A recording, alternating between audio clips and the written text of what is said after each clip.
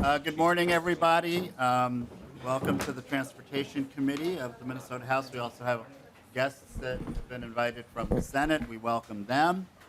And we have a packed agenda. I wanted to let folks know that we likely won't be able to get to everybody who's signed up. So we have a different list of testifiers for later in the hearing, and I'll call the names and then who is on deck, so you'll be able to get up to the dais quickly, and that will allow for additional people to testify. And we have time limits that have been communicated to everybody who's making presentations.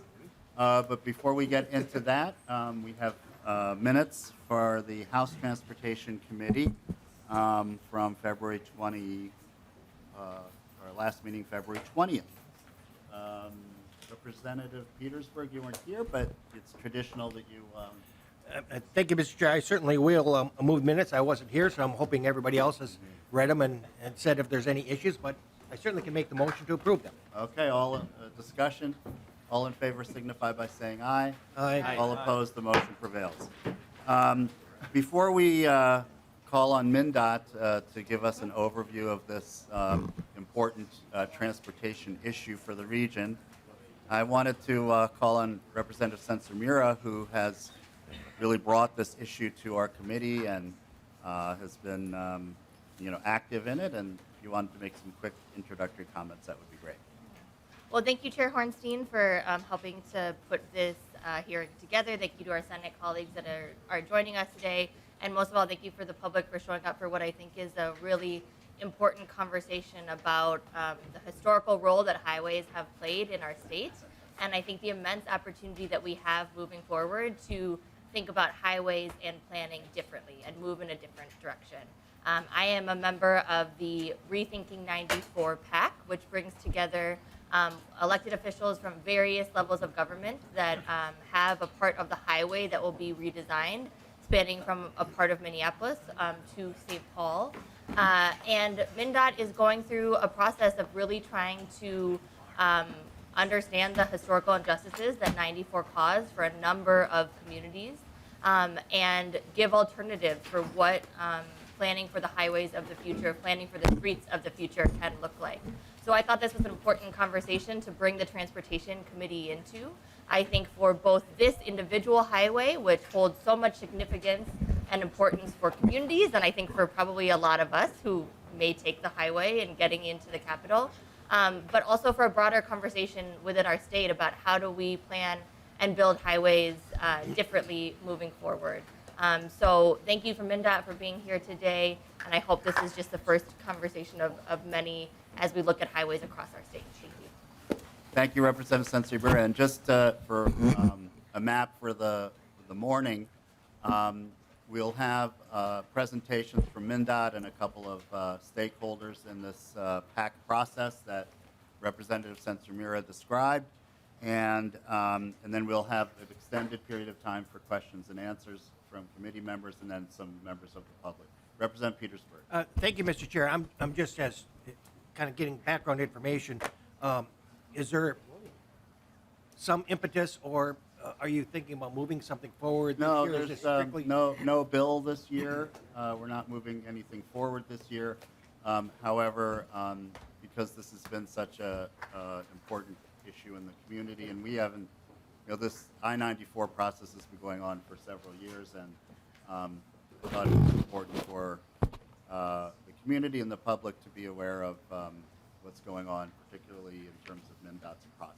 All right, thank you. So with that, we'll start our hearing with Eric Rudin and John Dukich from MnDOT.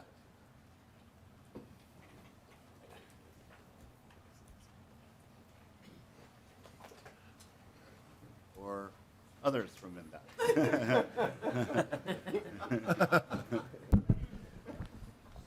Welcome, and please state your name for the record and proceed with your testimony. Chair, committee members, thanks for the invitation today to present to this very important group. My name is Sheila Kelpie. I work for the Minnesota Department of Transportation. I'm the Deputy District Engineer. And with me today I have Melissa Barnes. I also work for MnDOT. I'm the Rethinking I-94 project director. I appreciate Senator Mira's representation of the PAC meeting that many of us have been involved in since a healing ceremony that occurred in 2015 with the Rondo community. It was at that meeting where our former commissioner acknowledged the past harms of the construction of the interstate system in the 1960s. At that moment, he committed that we, Department of Transportation, would do business better and differently, which was a highlight to the fact of this long-term engagement effort that we started in 2016 to connect with community members along the corridor, those that use the corridor and commute. As I mentioned, Rethinking I-94 is a long-term process to engage communities that live, work, and play along the corridor to promote effective movement of people and goods and supporting community goals. That's what we listened to for 2 years with the community in 2016 to 2018. We established what we call the livability framework, where the hopes, dreams, and desires of what community members along the corridor we're hoping to see in our transportation projects and our planning process. We've taken that work. Melissa will highlight how we've incorporated that into our evaluation criteria for the future of this I-94 corridor. MnDOT's responsibility for the I-94 corridor includes preserving and repairing bridges, walls, pavement, and enhancing mobility, safety, and connectivity. Rethinking I-94 looks to enhance the connectivity and address identification of the transportation needs along the corridor. In doing so, Rethinking I-94 works to ensure that residents have a meaningful voice and thoughtful voice in our transportation of decisions that affect their lives and their communities. MnDOT recognizes that the actions taken when we first constructed the freeway has put the whole area into disruptive state, right? And we know that for the last 60 years we've built and tried to gain that trust that we lost at the time in the 1960s. Those impacts are felt still real and within our communities and our agency today. Our work the last few years has focused on understanding the communities in these neighborhoods and ensuring these voices and perspectives are heard throughout the project. Melissa? Thanks, Sheila. Thank you, committee. I just want to set us in where we are in space and time. So this is our project limits. We go from 35W and Highway 55 in Minneapolis over to Marion Street in St. Paul. 94 runs 7.5 miles, and we kind of cover a quarter mile, both north and south of the corridor. Just to give you a sense of some of what's going on out here, there's approximately 35,000 residents, 1,300 businesses, and 24,000 people employed just within that quarter mile of this corridor. In addition, the program area is found to have a daily traffic volumes between 114,000 and 167,000, depending on where you are along the corridor. So also just set us what we're doing. We are in an environmental impact statement. It is the highest level of review from the federal government. It's part of the National Environmental Policy Act, otherwise known as NEPA, and it sets governments up to review projects in accordance with environmental, social, and economic impacts. It has a thorough, balanced, and systematic process that evaluates alternatives, avoids impacts at all costs, but then mitigates them when they're unavoidable. It also incorporates inputs from multiple agencies, units of government, and the public. So right now we're in scoping, really high level, like 30,000 feet. We've developed a purpose, need, and goals. We've developed alternatives, and we are currently evaluating those alternatives. So we haven't made any decisions. We released the alternatives to the public this past summer. We are working towards a public comment period, which will end up with a finalized scoping document. That scoping document may eliminate some of those alternatives, and then we'll move into 3 years of much further analysis of social, economic, and environmental issues. It takes 3 years. We'll get to an approved document. Then we have a vision for the corridor. What will the corridor look like? How many lanes? Where will the interchanges be? Where will the bicycle and pedestrian crossings be? But then we need to move into tier 2. We need to actually create construction plans. It will likely be not one, but multiple projects along 7.5 miles. That's a long corridor. So we'll implement those in order that makes sense. And there's no funding for anything right now. We don't have funding because we don't know what we're going to build. So that will be programmed after we figure out kind of more what we are going to build. So the purpose of the Rethinking I-94 program will improve mobility for people, goods, on, along, and across the corridor in a way that facilitates community connections for all modes, enhance the safety for people and goods on, along, and across the 94 corridor for all modes, address aging infrastructure condition within the 94 corridor, and support transportation objectives consistent with adopted state and regional plans. Alternatives that move forward also need to meet the needs. Some of the needs that are in the 94 corridor, walking and biking is uncomfortable both along and across the 94 corridor and also risky in some situations. Safety for motorized vehicles, cars, freight, and transit. This corridor is above the critical crash rate. Infrastructure condition, this road was built in the early 60s. It's coming to the end of its life cycle. Bridges, drainage, retaining walls, other infrastructure are all in need of being kept up. And then mobility. The crash problems can lead to inconsistencies in travel times. There's congestion, both along and across. As we spoke to people, as Sheila mentioned early in the process, even before the environmental process, we heard that a lot of folks were interested in things beyond transportation. So a livability framework was developed, and goals were created that we will evaluate the alternatives per these goals. That includes community connections, public health and the environment, economics, sense of place, safety and beyond safety that we measure in our books, but safety, a feeling of safety, and equity. We aim to develop and execute a community-based approach focused on reconnecting neighborhoods, revitalizing communities, and ensuring residents have a meaningful voice in transportation decisions that affect their lives. So we released 10 alternatives this summer. They're available online. I don't have them here today. But there's a wide variety of alternatives under consideration. We have alternatives that do nothing. We have alternatives that turn the freeway into an at-grade signalized roadway. We have alternatives that reduce the freeway. We have alternatives that expand the freeway and kind of everything in between. So we are looking holistically to evaluate alternatives and their impacts along the spectrum of possibilities. These were developed in partnership with community members, technical experts across a wide variety of local, state, and federal agencies, but as well as with the public. They combine roadway and transit ideas. Again, they're really high level. It's a picture in time. It doesn't include any information about interchanges or intersections. Those are all next steps. After we released the alternatives, that was in June of 2023, we did some pretty extensive engagement. So you can see the numbers up here, but we are particularly proud of the 1,100 folks that we engaged with in one-on-one conversations. We had a survey, we had print, digital media, and went to community organizations, as well as we meet with what we call our community leaders, which is a group of about 47, 50 leaders, stakeholder groups that are connected to the corridor in some way.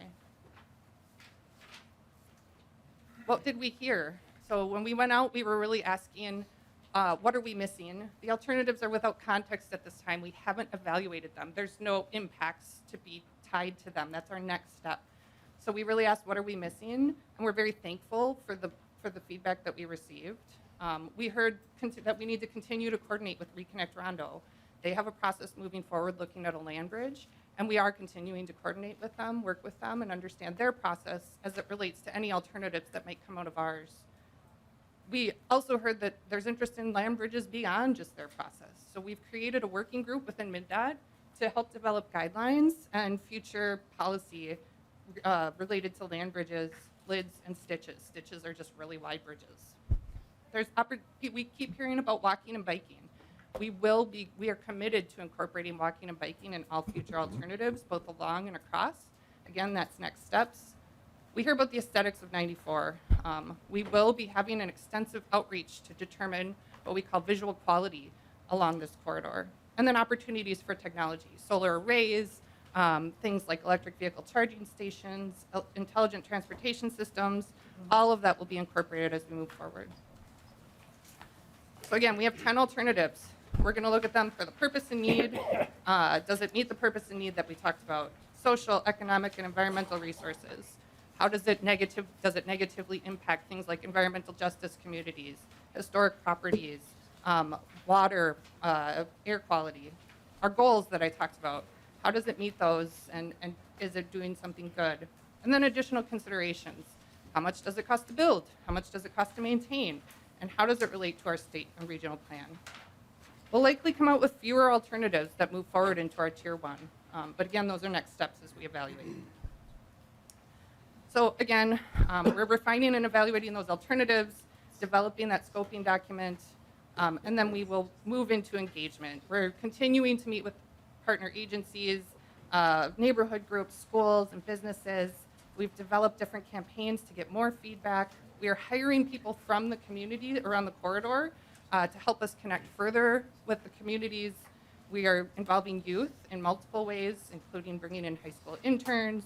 And then we continue to work with our community leaders who provide really great feedback on how we can outreach more effectively. Thank you. Thank you. Thank you very much. Yes. Members, what we're going to do is hear a couple more presentations, and then we'll have some extended opportunity for Q&A. So next up, I believe we have Keith Baker and Fatima Moore.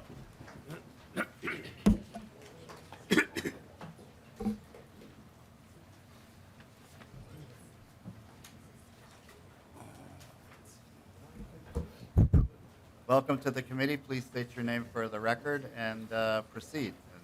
My name is Marvin Anderson. I'm chairman of the board of Reconnect Rondo, and I'm here with Keith Baker, the executive director of Reconnect Rondo. 40 years ago, I was so excited when I was appointed the state law librarian. The state law library at the time was located at 117 University Avenue, which is the old Ford building. As I drove up today, the Ford building is gone. And it was something in history, but I enjoyed my 23 years with the state, and I always enjoyed coming before a committee to exchange information about the state law library. But I'm here today on behalf of Reconnect Rondo, and I'm here today with deep gratitude and a profound sense of accomplishment. 2 years ago, this esteemed committee allocated $6.2 million in support of our vision to revitalize the Rondo community. And we are honored to be here today to provide a comprehensive report on the transformative journey that these funds have enabled. Since the appropriation, Reconnect Rondo has become a catalyst for positive change, stimulating a flurry of activity that will leave an indelible mark on the people, the landscape, the community, the economic, social, and cultural fabric of Rondo. Through careful planning, strategic partnerships, and community engagement, we have harnessed these funds to initiate projects that go beyond infrastructure. They represent a commitment to growth, prosperity, and restorative justice for the residents of Rondo. Today, we present to you the tangible outcomes of your investment: a renewed infrastructure, vibrant public spaces, economic opportunities, and an enhanced social and cultural outlook. The impact of your decision extends far beyond dollars and cents. It has revitalized the community, rekindled hope, and set the stage for sustainable development. We wish to express our deepest gratitude to the Transportation Committee for their foresight and commitment to the Reconnect Rondo project. Your support has been the bedrock upon which this transformative initiative stands. You have not just provided funds, you have empowered us as your agents of change, and for that, we are truly grateful.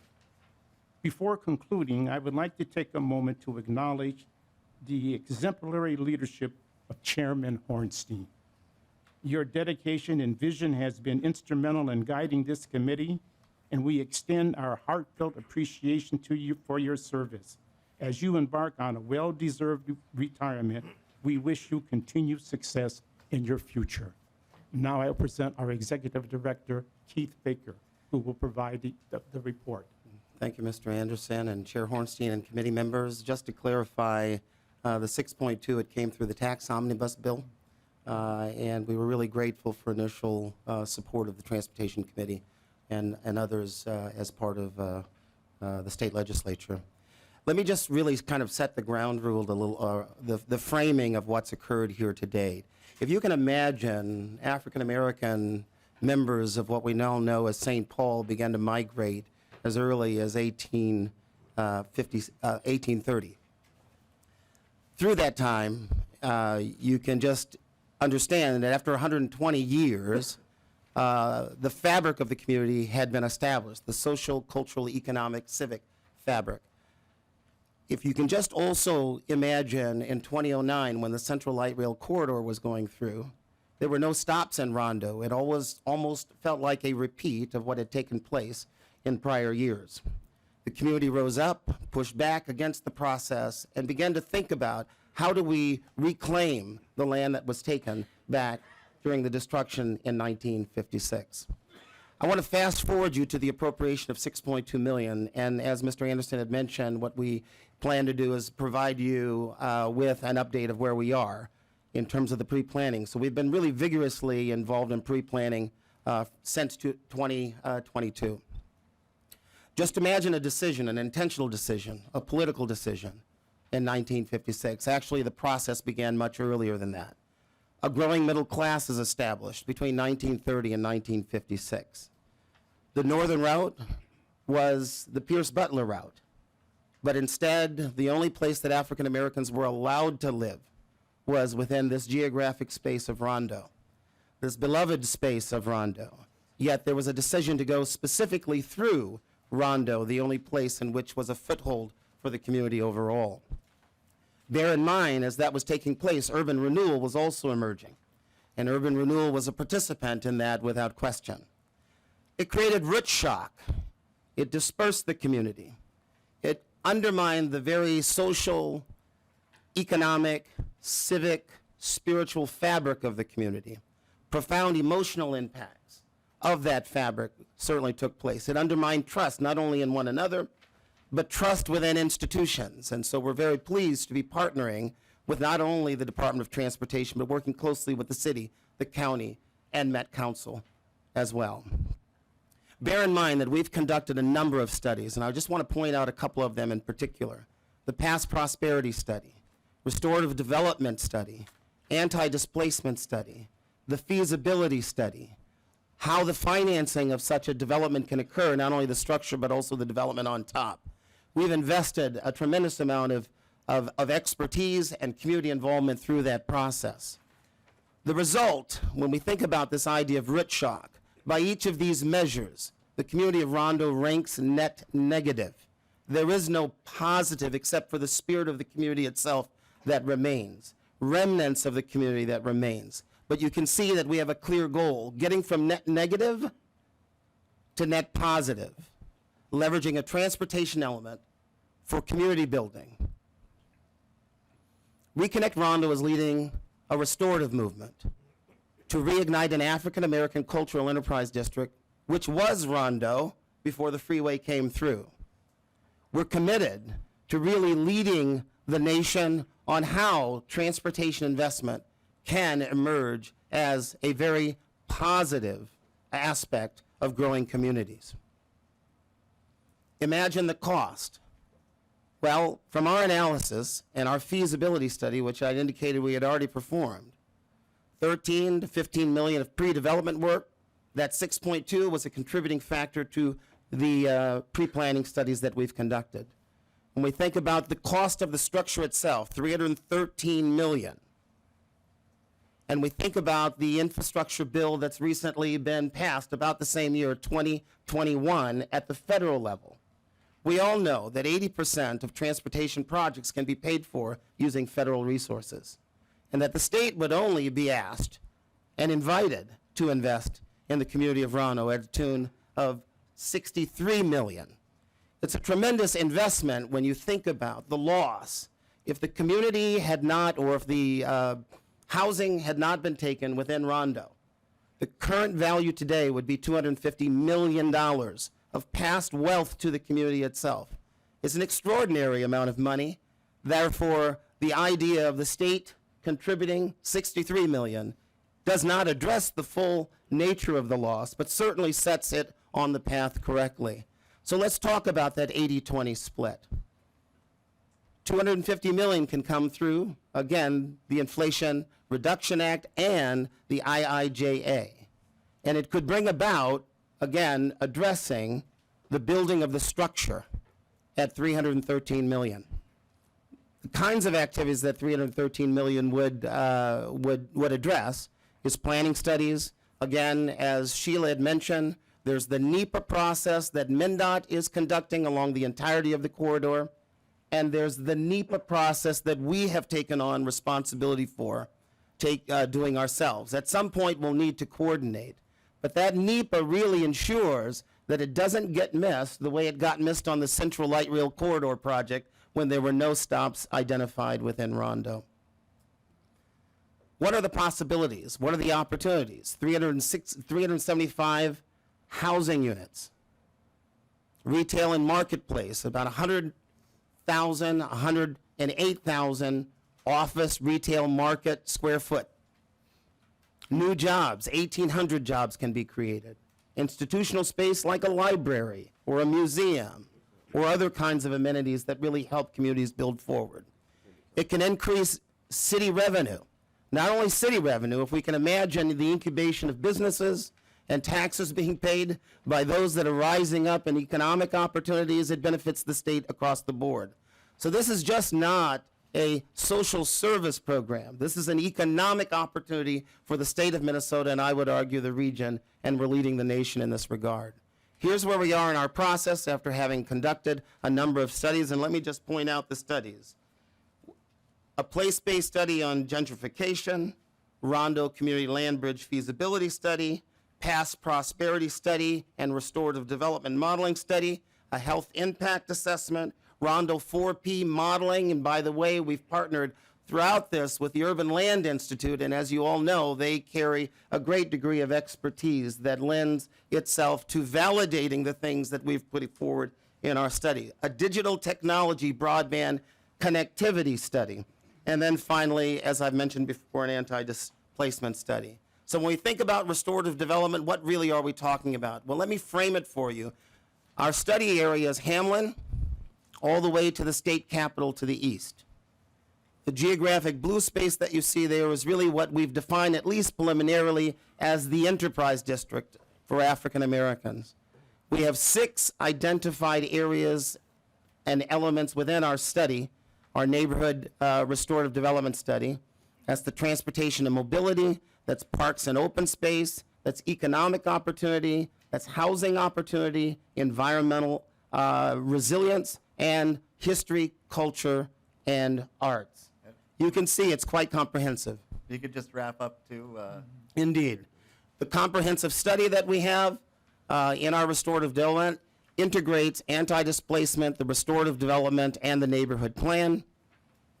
We've conducted this beginning in 2022. You can see that it's carried forward through December 2023.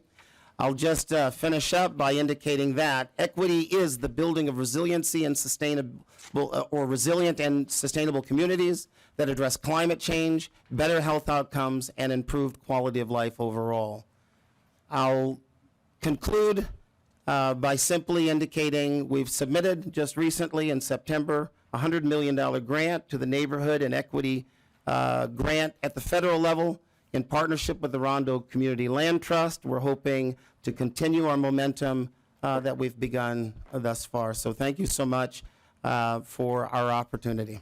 thank you for your presentation. And finally, we have Alex Burns and Nasmin Hirsi. They could come up, and then we'll have Q&A from the committee.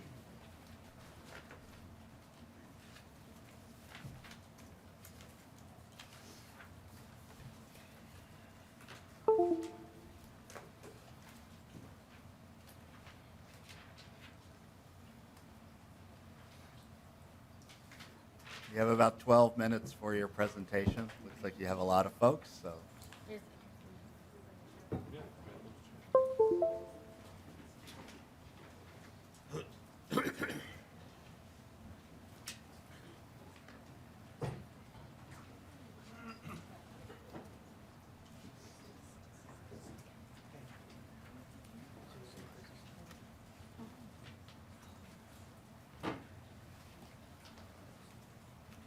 While you're getting set up, I want to welcome Senator Dibble and Senator Jasinski.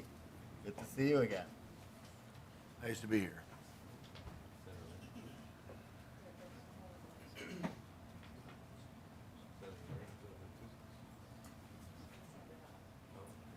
You don't quite have the technology that the Senate has. But we made it work. Welcome to the committee. Please state your name for the record and proceed with your testimony.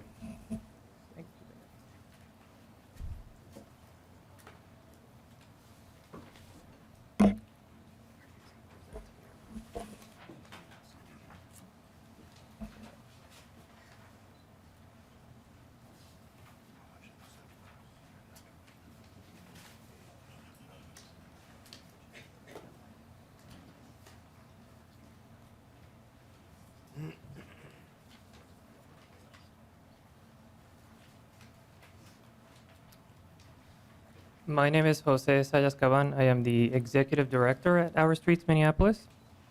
I am joined by Lucy Gibson from Tool Design and John Commerce from Visible City. We are here to talk about our work and research on the Rethinking I-94 project and introduce you to a high-level overview of the results of this report. Given the limited time, we will be following up with this presentation and a more detailed report via email. Before turning it over to Lucy, I'd like to provide some background. This is the Cedar Riverside neighborhood as it was and how it is today. As we all here know, the highway divided and destroyed. As Loyal Zimmerman puts it, we know that you are reasonable people and someone has to pay the price of progress. The reason why BIPOC communities were so heavily impacted by highways is part of a tapestry of harms starting with racial covenants. Over 36,000 have been discovered, forcing BIPOC people to live in concentration. They were zoned in areas called slums, reserved for what this map calls Negroes and those who are foreign born. They were redlined. And as we can see in this North Minneapolis example, labeled as undesirable. In the 1950s, the then Highway Department, now MnDOT, introduced highways as a solution. They promised to improve property values, traffic, and air pollution, but the realities were quite the opposite. Racial covenants, this is the story of transportation in Minnesota. The impacts of I-94 stretch across the Twin Cities. And racial covenants were so effective in forcing the concentration of BIPOC communities that by the time the highways were built, they landed directly on the 4 highest concentration of Black Americans in the Twin Cities. For 200 years, since the dispossession of native lands, communities like Cedar Riverside, Rondo, and all others on the Rethinking I-94 project have been under the constant duress of displacement and disinvestment. The harms did not stop there.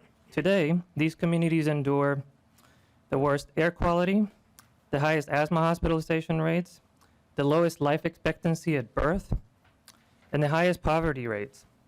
Beyond that, the Twin Cities has one of the largest gaps in white to black home ownership in the country, and one of the largest disparities in property values as well. The Twin Cities Boulevard project is an effort to expand community imagination about what is possible with the I-94 trench, and this report will help show that traffic, land use, housing, commerce, accessibility, health, and climate determinants can all improve if we focus on putting communities over highways. Just recently, we piloted a data collection tool so that we can start to demonstrate where people who support highway to boulevard conversion live. Here is a small sample. And since we've begun, we've knocked over 30,000 doors and continue to reach more people to make sure that every community member can legitimately consider and learn how a highway conversion can impact their everyday lives. And with that, I'm going to turn it over to Lucy. Thank you. I want to start with some of our concerns that we've had as we've started to review the I-94 project. The first is a lack of transparency. One of our first things we were interested in understanding the transportation modeling that's being used to evaluate all the options, including the ones that grade. And we were met with delays, refusal, and eventually being charged over $1,000 to get some computer files. When we looked at the modeling, we found that it's really not up to the job of projecting the kind of changes in infrastructure that a boulevard conversion would bring, because it's looking at static assignment, something used in the 70s and not for today. Further, the evaluation project is not reflective of the community values and all the issues that really need to be addressed.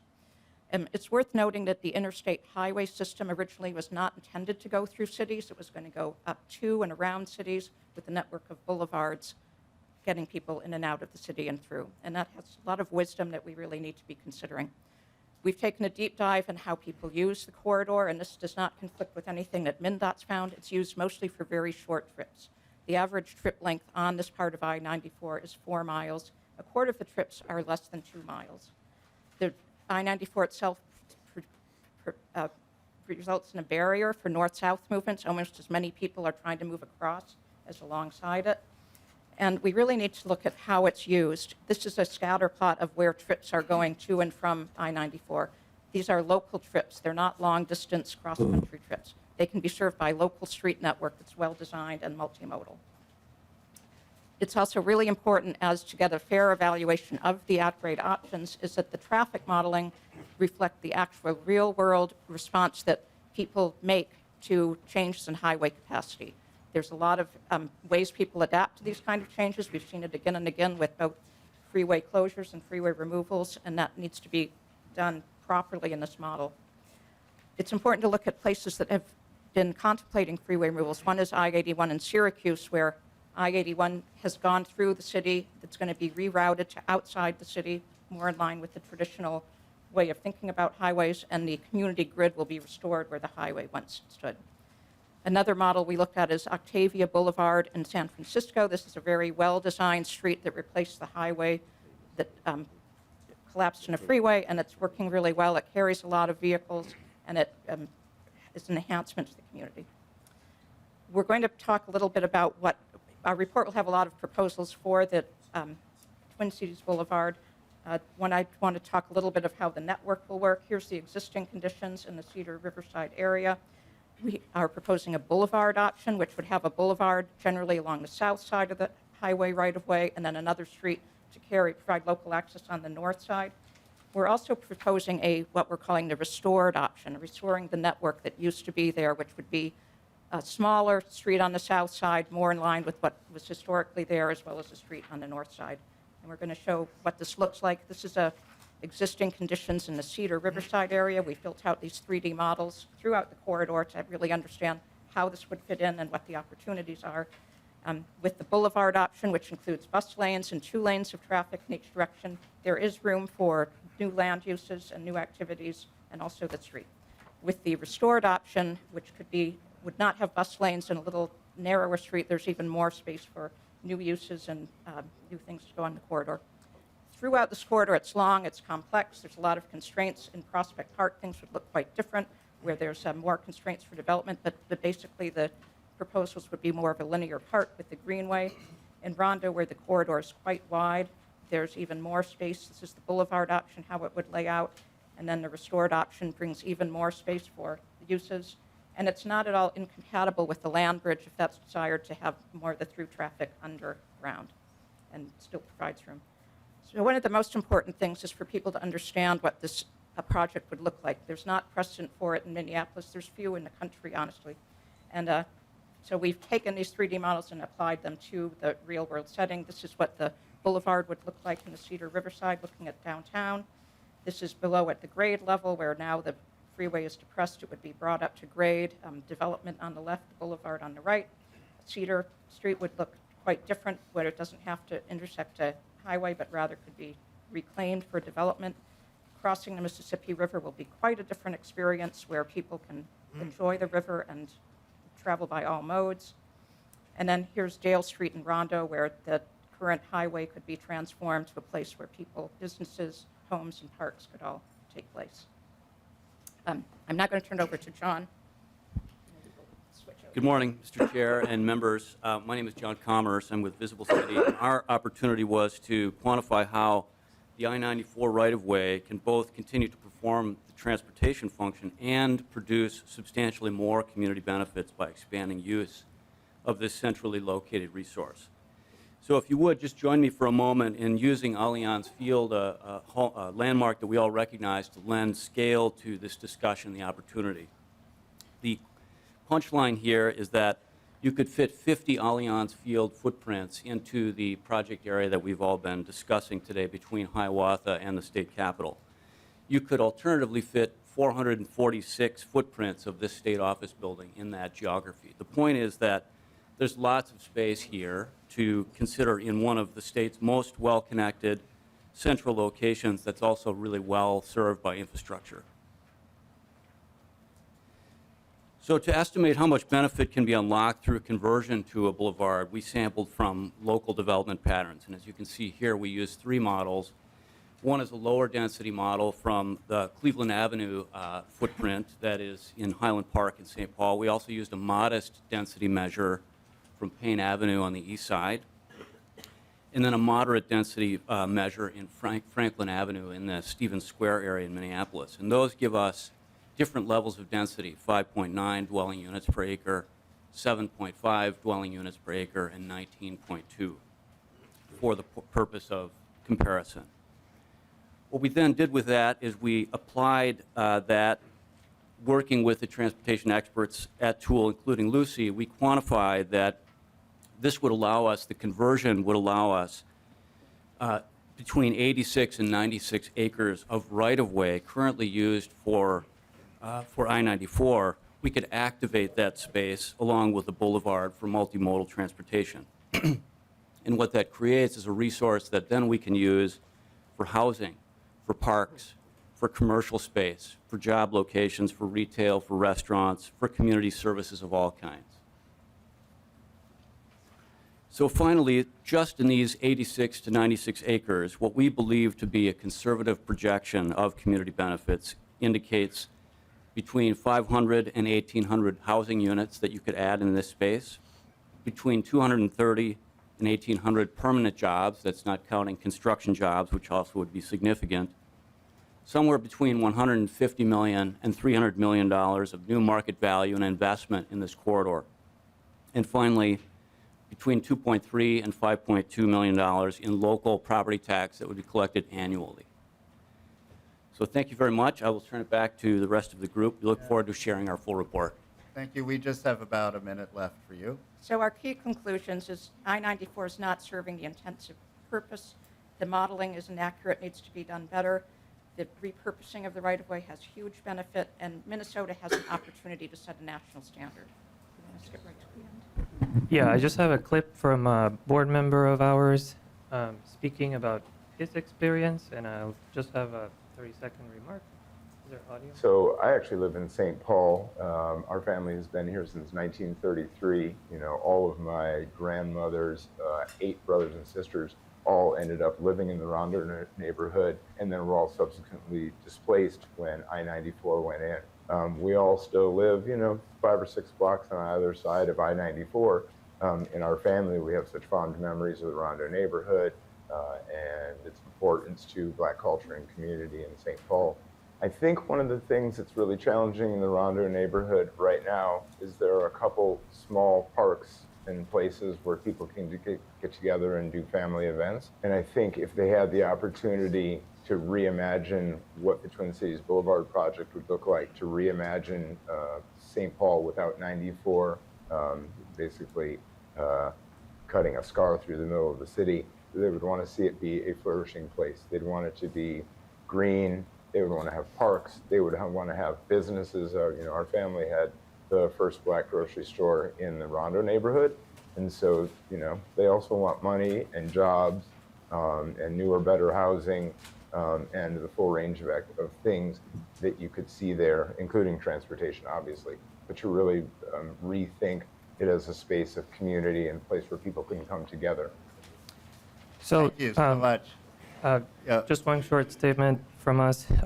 The Twin Cities Boulevard project To us, a highway to boulevard conversion is an opportunity for neighborhoods like Rondo to be reconnected and revitalized without rebuilding the highway.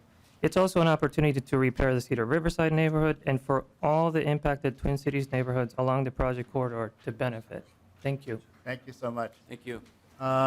Member questions? Imagine there's a few. Representative Petersburg. Thank you, Mr. Chair. And this is actually, I have two questions for the department. If that's fine. Okay, if MnDOT could come up.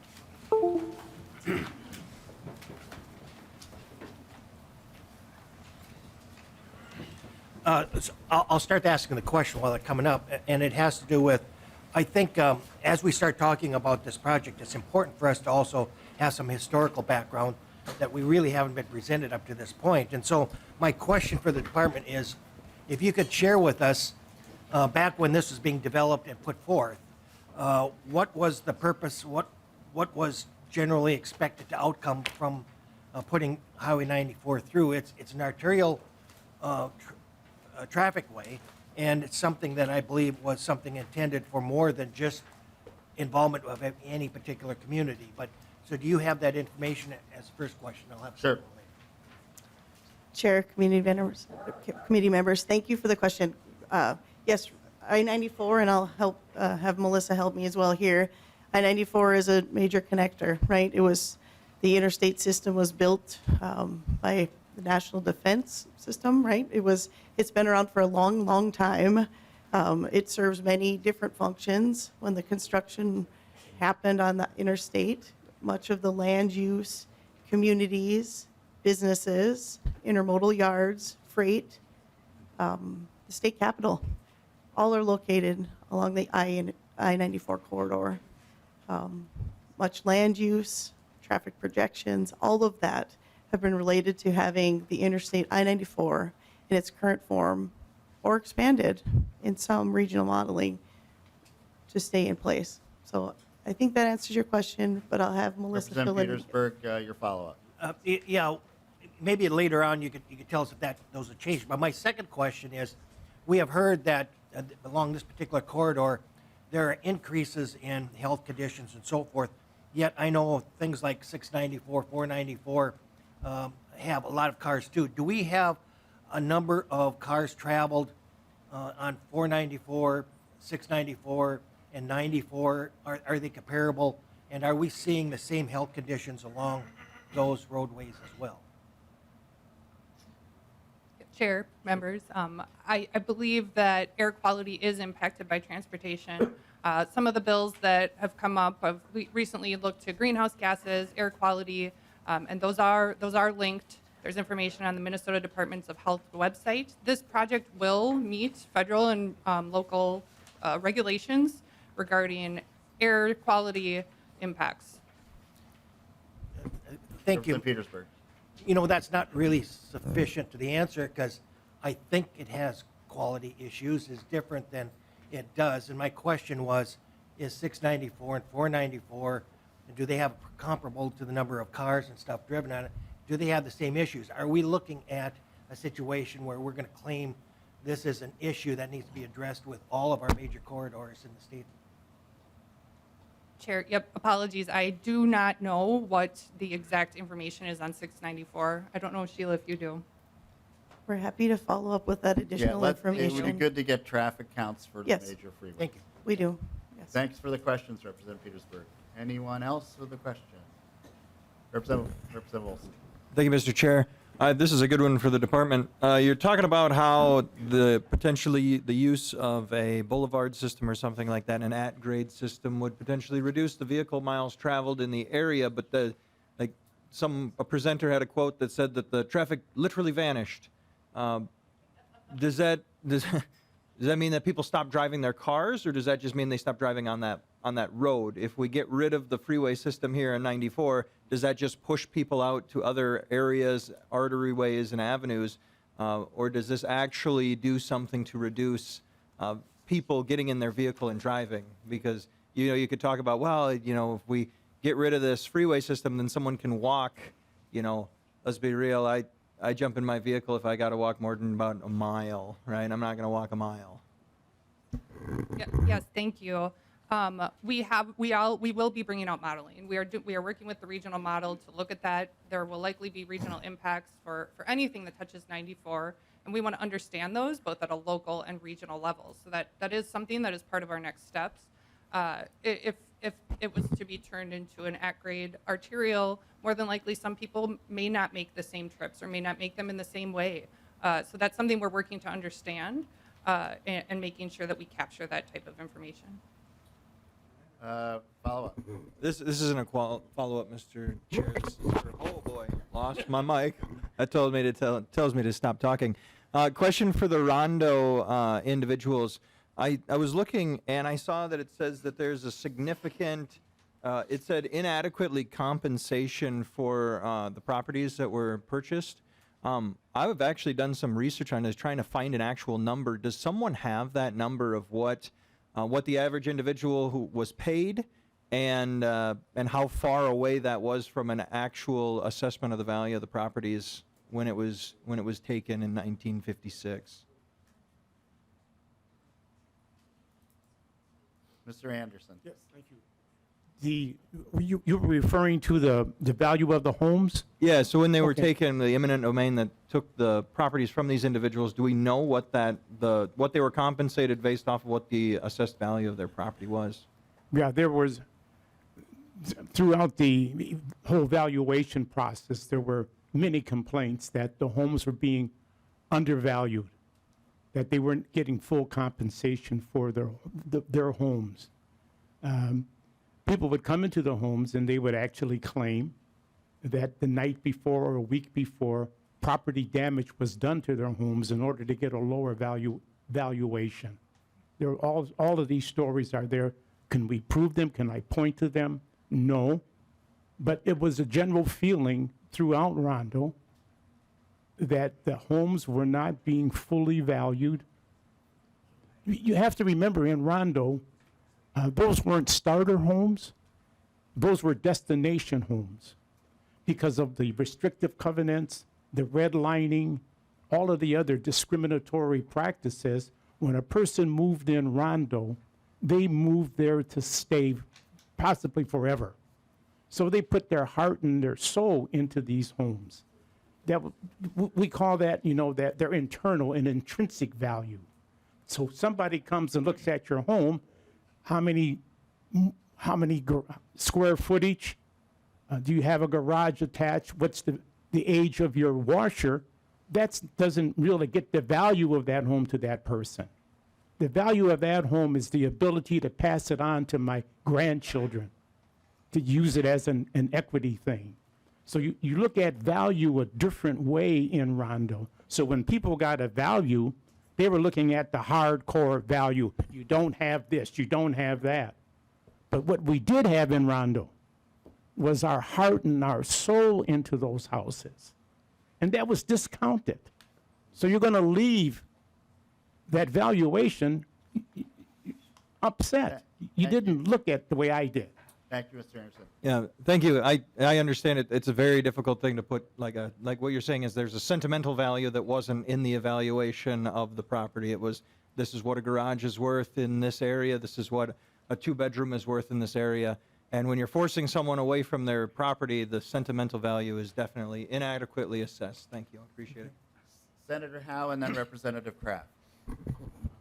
Thank you, Mr. Chair. And I guess I'm not quite sure if this probably goes to MnDOT. I avoid 94 the way it is. And for you folks from Rondo, I experienced MnDOT coming and taking some of my land too. So I agree with you. You don't get what you think you have. So the value is never what you think you should get. But for MnDOT, I avoid 94 now because I think it's congested. I take either 694 or 494. What is the proposed shift of traffic for other folks, especially, when we come from outstate down into 94, to me, it's not well laid out, so I just avoid it because it's confusing. And if I use 94, I'm coming straight through. I'm going to the airport. That's where I'm going. So I either take 694 or I take 494, I believe you're going to end up shifting more traffic to there. Is there any plans to actually do another ring around Minneapolis and St. Paul? Or are you going to continue to expand 694, 494 to take that increased traffic? Where is that going to go? Chair, committee members, thank you for the question. I think one of the topics that you just mentioned about the traffic dispersion is something we need to spend some serious time thinking about. And each of these alternatives was highlighted in one of the comments from a previous presenter. You know, the regional model is set up a certain way. It's a static model. It takes into account regional plans. It takes into account what neighborhoods are planned, what neighborhoods exist, and also a traffic projection of people wanting to live within the Twin Cities or in Minnesota as a whole. It also takes into account people that, just like you, that are coming in for, whether it's the college, some event, coming here to the Capitol today, or maybe going to church to and from. So there's many different ways that people utilize I-94, and to say we have it all figured out, I think, in any of the alternatives would be a lie to you. We don't. What we know is if 94 changes capacity from what it is and what you described your experience on I-94, it will have regional impacts and it will have neighborhood impacts. What we don't know is what that is at this point. One of the elements that you mentioned is, you know, this land use. That is a hopes, dreams, desires. Again, the cities would need to change those land uses, different zoning within their communities, and then that rolls into the Met Council regional plan where we're kind of building into what that future plan looks like. So to say that I know, we don't have a plan for additional third ring around the Twin Cities. We don't. There's a lot of push from some folks to not build any additional capacity in our region. And those are real impacts that we need to take into account.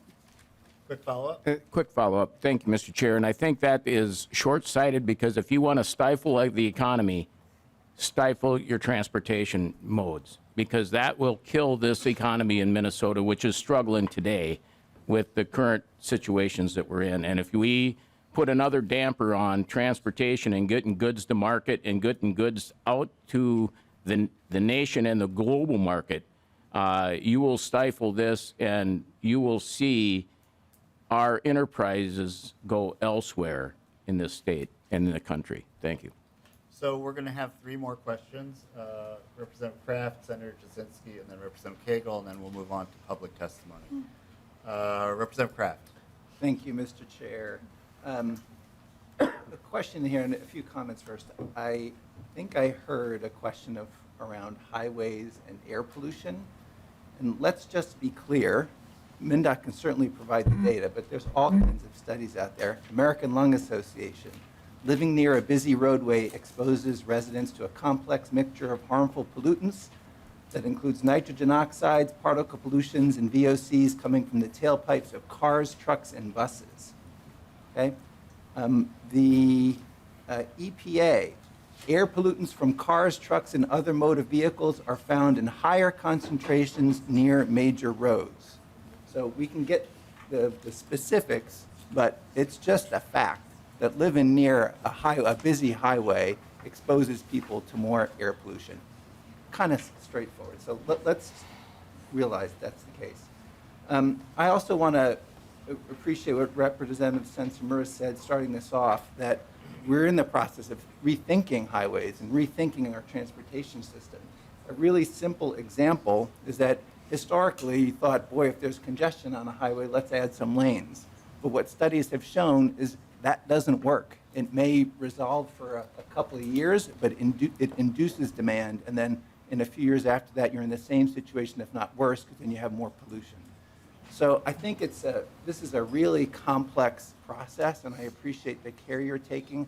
I would encourage you, I heard concerns about the models being used to work with folks to really refine those.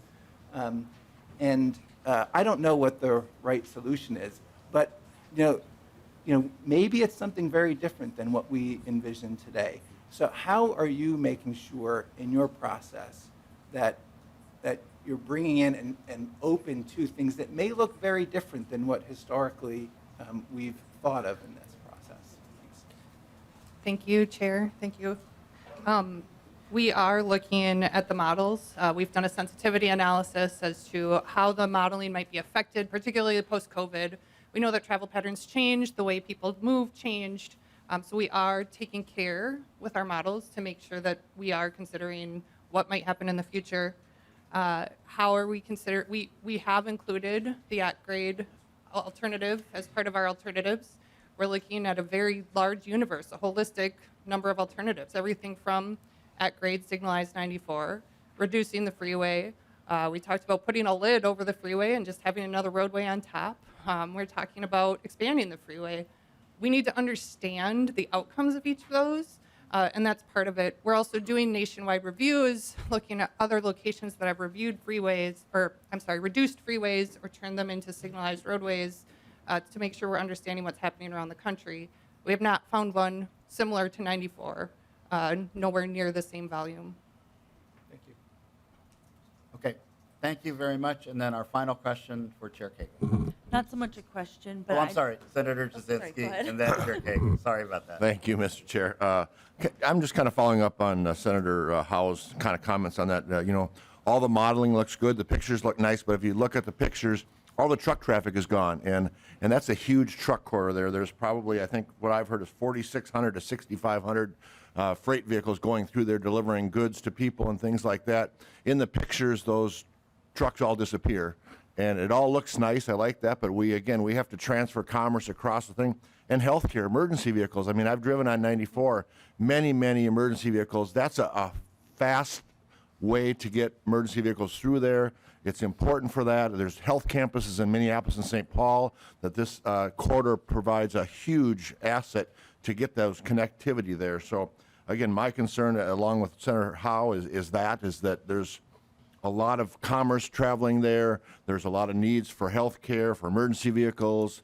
And so that was my one concern. Then going back to the compensation, I was just involved with Highway 14 a few years ago. We got a 4-lane, and there was a lot of acquisitions by property owners. Farmers, the same thing. They didn't feel they got paid what they should, and I get that. It's a family farm. A lot of farmers ended up going, instead of going a quarter mile to their field, now have to travel 5 miles around to get to the field. So any kind of improvements to our arterial roadways are going to have impact no matter where it is, if it's in the metro or if it's in rural Minnesota. So I think they're compensated. They do many appraisals. I was an appraiser at one time, so I know there's appraisals and things like that done. Usually there's 2 done, so you have two different opinions, and then they go in between. I think that's the same way it was done back then.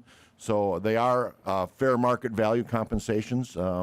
But everybody has that feeling for some impact. It could be a farmer in rural Minnesota, or it could be a black family in Minneapolis. So I totally understand both sides. But my big concern is the freight, the commerce, and what it'll do to our economy in this area. So thank you, Mr. Chair. Thank you, Senator Jasinski. And now our last question to Chair Kagan. thank you, Chair Hornstein. So, Mike, just a couple comments. I think one of the things about the displacement of folks in Rondo is that we also displace generational wealth, and so some of that can't be quantified. And then I also want to just say that I share a lot of the concerns that have been laid out here, but I'm very happy that Ms. Barnes and Ms. Copy are working on this. I'm sure Representative West can attest to the fact that they were part of the process on 65 and going through that Pell process and really getting the feedback from the community. It was a really wonderful process, and so I think that all of the concerns will be addressed through this Pell process, and the right alternative will eventually come out. So thank you. Thank you. Thank you. Thanks to everybody who testified. We now have public testimony, and we can go a little after 10, but with the room will be needed for another committee. So I just want to let folks know we won't really be able to get to everybody, but if the testifiers could keep their testimony to 2 minutes, that means we can get more folks in, and we'll remind you about the 2-minute. We'll give you the 2-minute, not warning, but 2-minute stop here. So first on our list is Reverend Pittman.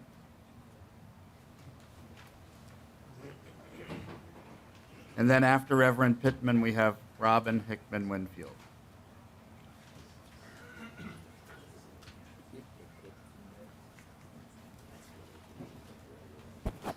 Good morning. Good morning. Pastor Richard Pittman with the NAACP, the National Association for the Advancement of Colored People. I believe the testimony today and the things that I hear and the concerns, I believe Reconnect Rondo can work. As it's been said, that there have been several questions about the equity of how it will affect travel, how it would affect our commerce, our economics. Also, I love the last statement made by the individual that stated that we as a community, the displacement, the economic loss, the issues that have affected our community and that are still affecting our community today. And I believe over time, nothing has particularly been totally ironed out, but I believe in development. I believe that with all the intelligent people here in the room today, that we can figure out a way to make it work that is equitable for Rondo and everybody, commerce, everything, the highway, everything involved. I believe it can be done. One of the things that I feel when we deal with education, and just to mention one thing, you know, it affected the Rondo community so bad that one thing that hurt me is that the disproportionate of our young people in our communities, and we know there's an issue in our communities with our young people, the lack of opportunity, lack of economic advances. And I'm all for progress. I'm all for those things, but when it affects a community of people and it makes them marginalized or disadvantaged, that's an issue with me. It's a problem to me. We found out on last year that here in the state of Minnesota, our BIPOC and Black communities in education, it came in the lowest in the nation. We were the lowest educational achievement gap in the nation. And these are issues that sometimes economics, opportunity, jobs, homes, placement, not just giving people affordable housing, but also providing them with the possibility of ownership. And just to cut my statement a little short, just to say, I was at a seminar a while back and I heard a story about the fence where they gave the shorter guy 2 boxes. They gave the medium high guy 1 box. A tall guy could already see over the fence. I think we need to re-envision, as Reconnect Rondo has been doing. I've sat in many sessions with them, and I think they have a good plan, a successful plan, that with people that, when the freeway came through Rondo and continue, I have family members that were displaced. I think sometimes if you're not connected to the community, it's hard to understand the issues and how it affected people and how they suffered, how generationally they were put at a disadvantage and they lost a lot. And I think we need to re-envision and reconnect and come up with strategies and ways instead of fighting against, but working together to make those things happen. But I think that the possibility of removing the fence, and I know my time is almost up, removing that fence so that everybody has an equal playing field, equal opportunity to see the full landscape of the land. And I believe if we bring these educational, economical, and all these disadvantageous things that took place at the displacement of Rondo, I grew up in that community, I went to school in that community, I was raised in that community, and I'm still living in that community. I see the effects of what it has done to the people there and the displacement of our young people and our families and generationally. And I just want to end with this statement, and I'll get out the way, allow somebody else to come. Dr. King made a statement. It's a very powerful statement. This is not meant as an insult to anybody here today. It's not meant as an insult to anybody, so don't take it personally unless you feel like you need to. But he said one of the most dangerous things in the world is to be sincerely ignorant and conscientiously stupid. We have to be careful how we try to outthink something that would benefit a group of people, because we've been displaced and marginalized as a Black people for so long that we really need to think about ways we can work together to make these things work so it benefits not just one group of people, but all groups. Thank you. Thank you so much for your testimony. Next, we have Robin Hickman Winfield, followed by Anika Bowie and Sandra Hunter. And again, we'll really try, let's try hard to keep it short so we can get more people in. Absolutely. Thank you, Chair Hornstein and the committee. I just want to make a correction. My name is Anika Bowie. I actually am a St. Paul City Council member of Ward 1. So this project of rethinking I-94 actually goes through my ward. I'm here today because I am from Rondo. My family spent nearly over a decade, excuse me, not a decade, a century of 100 years here in Rondo. My dad has stories of talking about playing in the dirt, excuse me, when they uprooted Rondo Avenue, and when it rained, his shoes got stuck in there. So I think maybe probably a million years from now, he'll probably have a historical archive in that field.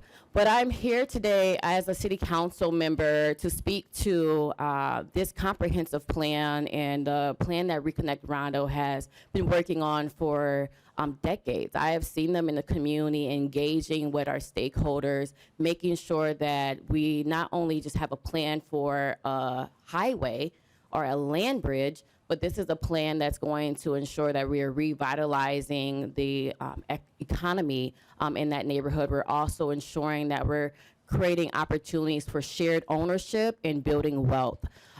Here, in my capacity as a city council member, I often am voting on establishing districts, right? And I am in support of establishing a historical or heritage art district to allow us to use historical state credit so we can have that great level of investment in Rondo that's so deserved. A couple weeks ago, I had the opportunity, along with my colleagues on the council, along with the support of Mayor Carter, to establish the renaming of Concordia Avenue and St. Anthony Avenue, which runs parallel with I-94. That now is permanently changed back to Rondo Avenue. So in middle of April, we'll have that as a permanent street name change. But again, I just want to say thank you so much for the critical questions. I'm here to be a thought partner on ensuring that we're establishing this district, to ensure that we're establishing not only preserving the history, but giving people the credits and the level of investment for them to preserve their wealth and build generational wealth, as Mr. Anderson and other stakeholders had shared. Thank you so much for your testimony. And now, Robin Hickman Winfield, and then Sandra Hunter and Charles Friepong Longden. Is it still morning? Good morning. Hi, Chair Horstein and committee. Actually, my name is Makia Griffin. Oh. And I come in several capacities. I am the co-chair of the Rondo Roundtable. I'm also the executive director of Rondo Community Land Trust. And more importantly, I'm a daughter of Rondo. I always like to say that the freeway lulled me to sleep. My bedroom in the house I grew up on, St. Anthony, faced the freeway. And my family was physically separated by the highway. I had family on both sides of the freeway. And we had to, when I was a kid, had to ride my bike across a rickety little catwalk to get to the other side, to visit my other family, my cousins that were on the other side of the freeway. I have heard so many stories about the harms and the impacts, but I've also known that there's been a great resiliency in the community at the same time. And yes, there are some very critical questions that need to be answered and thought through. But I would like to say that the work that is that's happening with the Reconnect Rondo is that is something that's been going on for over the last 10 years, longer than 10 years, since 2009, when there was an apology in regard to what happened and the devastation that happened for 94 through 94. And so at this point, I just really want to say, while there are very many great ideas that have come to fruition as we've talked here, it is the birth of what the community has said it wanted in response to what it was promised, as with the infrastructure and the the cap that we are looking at placing on top of the freeway, which I think would answer to a lot of different questions that were raised today, but also allow for the community I grew up in, to be able to have its say on how it wants to see its remediation and what it wants in terms of how it wants to move forward. And so I really want to thank you for all the support that you've given to Reconnect Rondo and its studies that are needed, and to the community. Thank you. Thank you so much. Sandra Hunter, Charles Friepong Longden, and Lisa Nelson.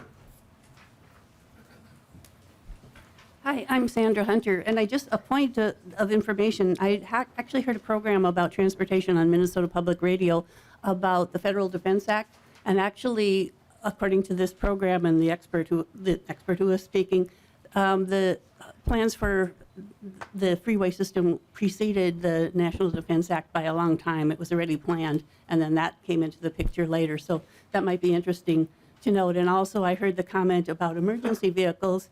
How about just putting in a lane in for broken down in vehicles, and then emergency vehicles reserved for them alone, and that would solve the problem. But I'm here because there are national and international studies about the harms of car emissions, and I am one of the victims. I have lived a very healthy life. I'm 78. I have been told I have at most 2.5 years to live. I have lymphoma. And I thought, how could that be? After the Earth Day in 1972, my husband, I was in grad school, he was in medical school. We gave away our car, and we haven't had one since. We lived in Minneapolis. I worked at that big white building next door, and I never, ever used a car. I biked, or else I took the 16A bus or the 21A bus. It is possible to get around. And I was shocked that I have this illness. It was discovered during a hip replacement surgery. And I thought, why am I having that? My bones are sound. I don't have osteoporosis. What is the deal? I haven't fallen. We discovered that I have stage 4 cancer. My bones, it's in my marrow. There is no return. My bones in my hip had rotted. And so that's been replaced. And now it's just what goes next, my liver, my kidneys, whatever. And my family physician in my last checkup said, "This is amazing, you're so healthy." And then he said, "It's kind of surprising because you are going to die of this cancer." So I am really healthy. And the thing that hurts me most is I can't be a blood donor. And the next time I get my driver's license, I have to take my organ donor symbol off of there because that was important to me. So I'm just saying that this affects real people. And the only alternative I see that's remotely ethical is the above grade, slowed down traffic with room for pedestrians and bicyclists and buses to give people alternatives. I did hear the PAC meeting on Zoom last Wednesday for the MnDOT, and I was surprised because one question was asked by a member, have we considered not having a freeway, turning it into a green space or something else, or giving it back to the neighborhoods? And they said, no, our charge is just to remodel it. And then there was a question that said, have we looked at international models? And the answer was no. And I thought, good heavens, we have neat ideas like the latest one for the snow fences that are solar too. Wonderful. But the action is in other countries. And people I've met on the street and in the grocery store have said, tell them about Singapore, where cars are virtually not outlawed. Tell them about Copenhagen, where the transit system, you get a card that's connected to an account, and you show the same card whether you're on a train, a bus, a tram, intercity travel, whatever, it debits your account. And as you use it more frequently, the fares go down to reward you. Thank you so much, and I'm sorry for your Oh, that's okay. situation, and thank you for sharing your but powerful global warming story. is a big thing, and the species, including us, are going to die. We have to do something. Thank you. I'm not going to be around to see it, but Thank you for coming down. Charles Friepong Longden, followed by Lisa Nelson. Welcome to the committee. Please state your name for the record and proceed. My name is Charles Friepong Longden Jr. Greetings, Chair Hornstein and members. My name is Charles Friepong Longden Jr. I'm a community organizer speaking on today on behalf of the Minnesota Environmental Justice Table and as a resident of St. Paul located near the I-94 corridor. I'm coming to you to speak on the effects of on this issue on environmental justice and public health. As an organizer, I've dedicated my life to removing obstacles and co-creating solutions. We have a unique opportunity in the form of this project to undertake both. We must repair the I-94's impact on public health and quality of living. Rebuilding the freeway would only perpetuate significant harm done to these communities in the far future. Highways have many severe negative health impacts, including increased rates of asthma, dementia, cancer, and stunted growth. Major highway projects also have a storied history rooted in systemic racism that continues to target and harm marginalized communities. Without community consent, they divided neighborhoods, demolished homes, and paved over third spaces where our communities congregated. Restitutions for these actions can never be one-to-one. We recognize this because it is impossible to put an accurate valuation upon lives lost or lives detrimentally affected. But we also can consider the will of the people and the needs of those most affected by a history of environmental violence. This is an opportunity for us to change for the better. Legislators must act this session to address health and racial disparities by passing new cumulative impacts laws that include major highway projects in environmental justice communities. We are at a juncture in which we must take bold action across all sectors to ensure our communities can breathe freely and easily. Thank you. Thank you so much. I appreciate your testimony. Lisa Nelson, followed by Eric Harris Bernstein.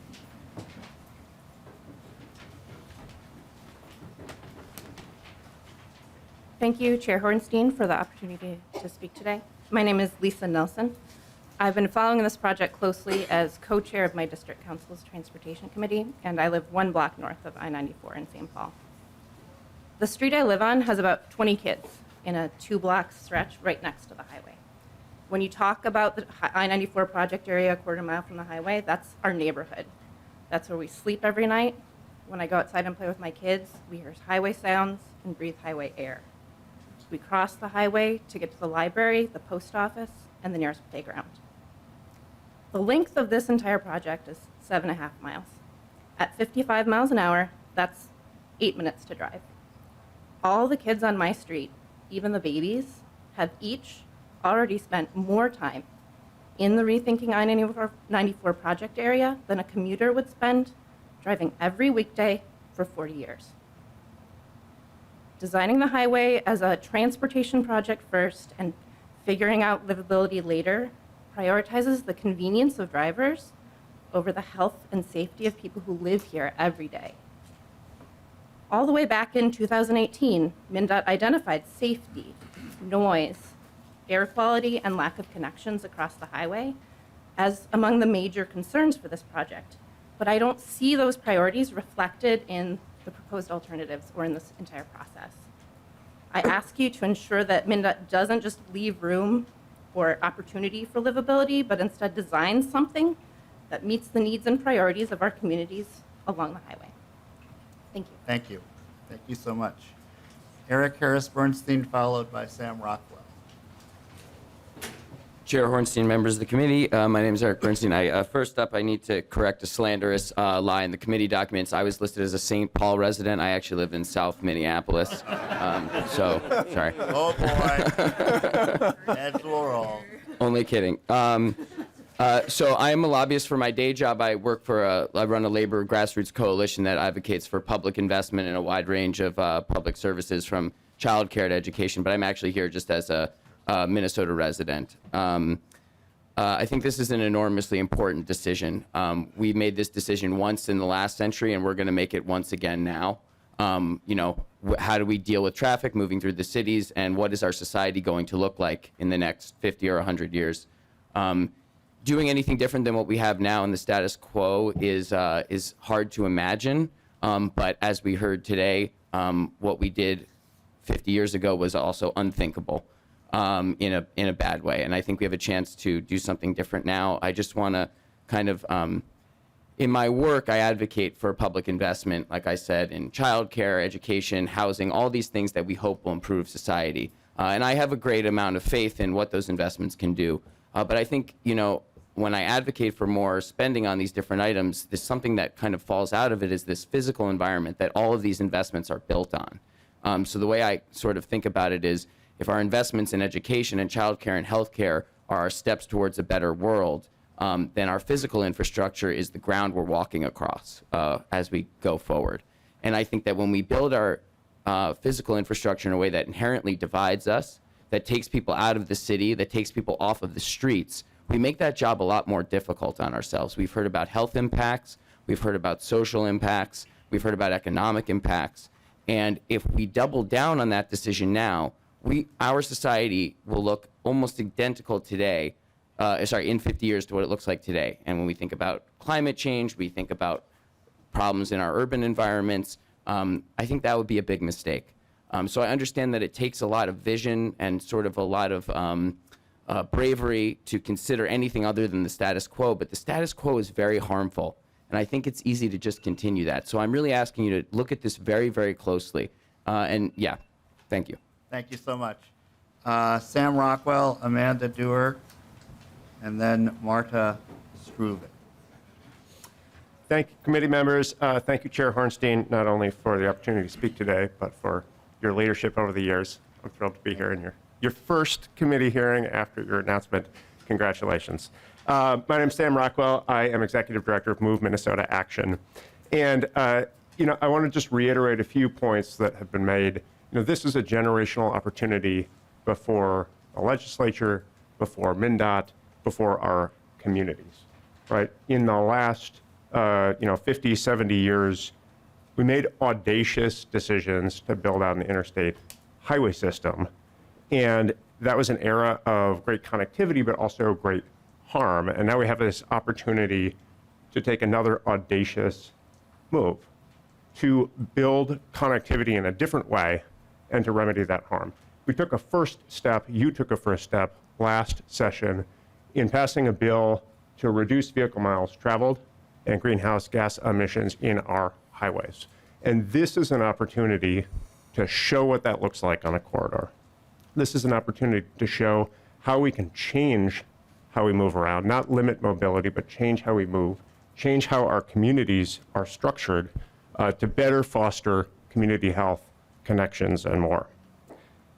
We can show how, the question should not be whether we can do this, right?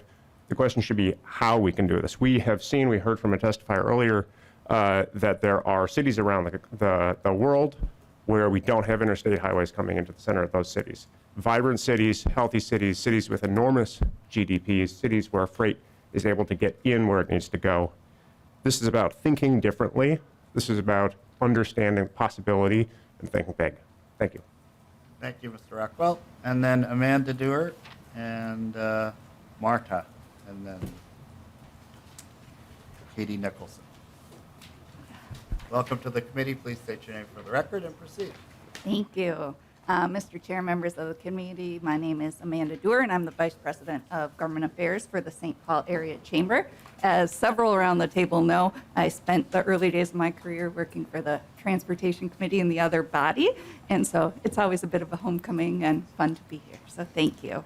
The St. Paul Area Chamber and many of our members support the Reconnect Rondo initiative and the efforts to reconnect a vibrant neighborhood disrupted by the construction of I-94, the effects of which are still being felt today. We also recognize that Reconnect Rondo is a separate process from the long-term reimagining of I-94 and includes so much more than just transportation infrastructure, including an African American cultural enterprise district with housing, economic development, and the arts.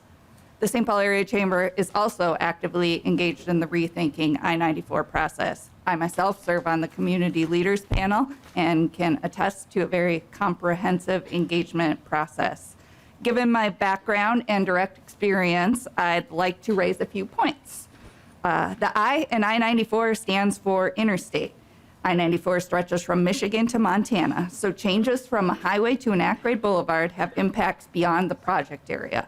From MnDOT's draft purpose and need statement, the program area sees daily traffic between 114 and 167,000 vehicles a day. That's to say that this highway, while vitally important to the surrounding communities and neighborhood, also serves as an important corridor of commerce. Our members and businesses throughout the state and region use this stretch of highway to transport their products.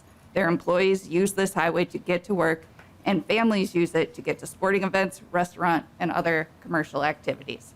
So just want to raise a few practical considerations. Should the project area be turned into a boulevard, it would no longer be part of the interstate system. I-94 would likely have to be rerouted elsewhere, thus disrupting another neighborhood within the metro. The FHWA and likely MnDOT would not maintain ownership or control if the interstate was replaced by a boulevard. Are Ramsey and Hennepin County and the city of Minneapolis and St. Paul willing to take on the costs of maintaining the boulevard? I could go on, but I know I'm done. So I'll just say there's much to consider. Thank you very much, Ms. Dewar. Marta, followed by Katie Nicholson, and hopefully we'll have time for Erica Lee.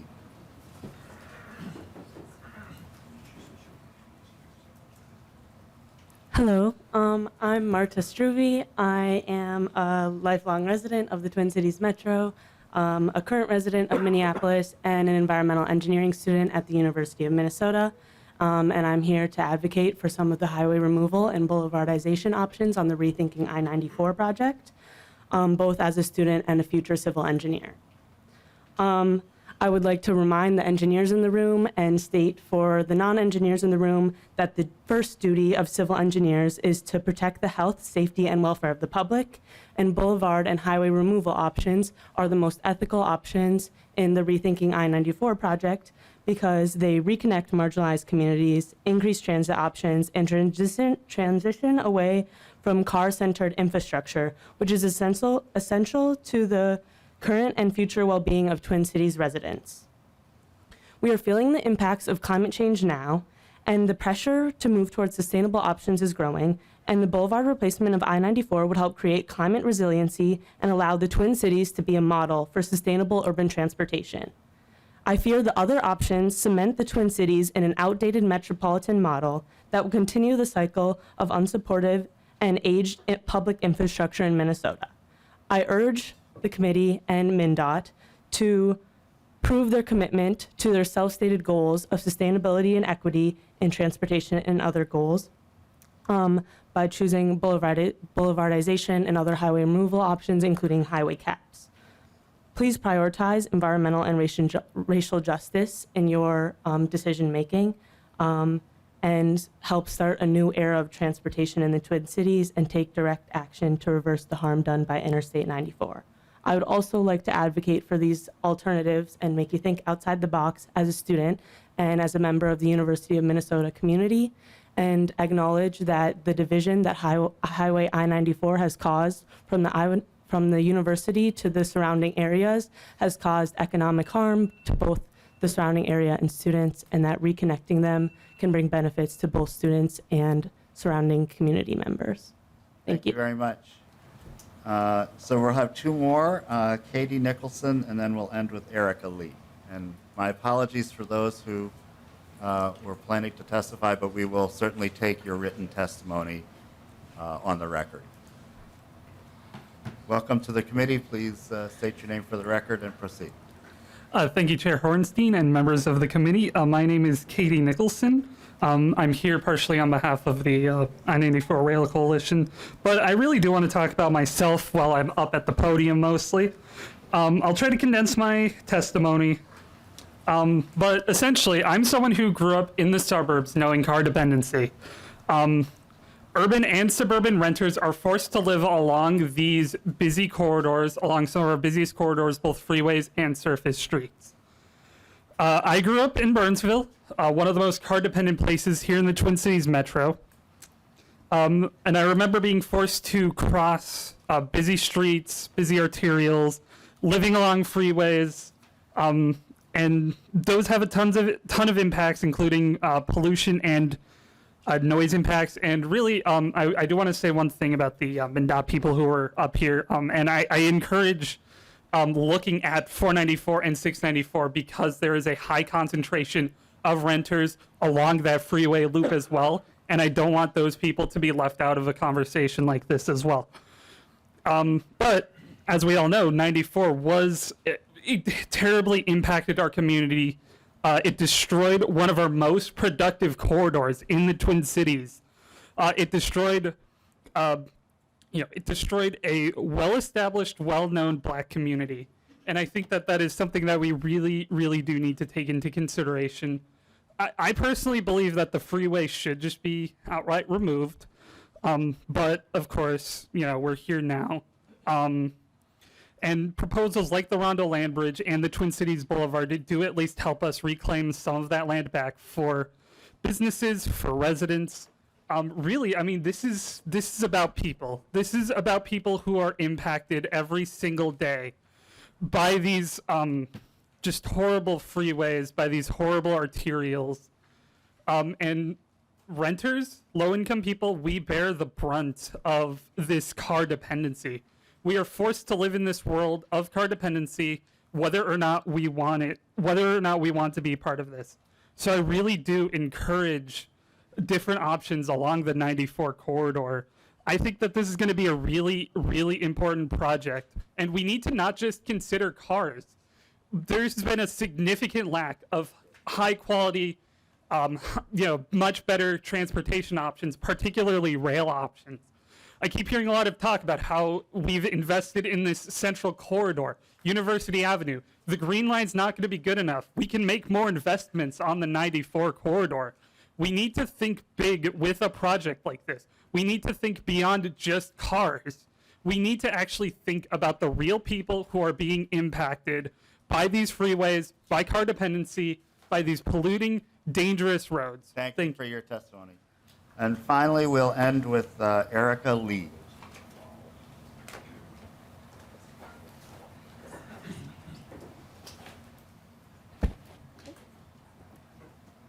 Thank you all for your time. Okay, so my name is Erica Lee, and I'm a part of an internship made possible by Reconnect Rondo. So on behalf of the Reconnect Rondo Youth Council, I would like to highlight the ways in which youth have been involved in the project and how we have benefited from the experience. Ultimately, the youth are the greatest beneficiaries of future transportation policy. We are the people who are going to inherit the transportation policy decisions that have been made that are being made right now. We are key stakeholders and therefore need to be a part of the process. During this internship, we have learned about the history of Rondo and the legacy that it has left in American music, art, and politics. We have gained our knowledge through researching, writing, interviewing Rondo community members, and creating a 6-episode podcast that honors Rondo's past, present, and future. The Reconnect Rondo Youth Council is also in the process of developing a social media presence to reach a broader and younger audience. Through engaging content that informs and also pushes people to be conscious of the systemic injustices around them, we hope to elevate Rondo as a community with not just a past, but also a present and a bright future ahead. As someone who is part of this project but not from Rondo, it has been important for me to truly educate myself about this beloved community and get to know the people that make it what it is. Through outreach work events, at events like Rondo Night or the Slow Whirl, where folks bike together around Rondo, I've been able to develop beautiful relationships. It has truly been an honor. Thank you all for your time. Thank you. And thank you for everybody for coming. Sorry we went overtime. I appreciate the large level of interest in this. And again, if you had written testimony, please submit it to our committee administrator, Matt Bauman. Thank you, Senator Dibble, for your presence here, and Senator Jasinski, and all of the senators and House members from both sides of the aisle. This meeting is adjourned.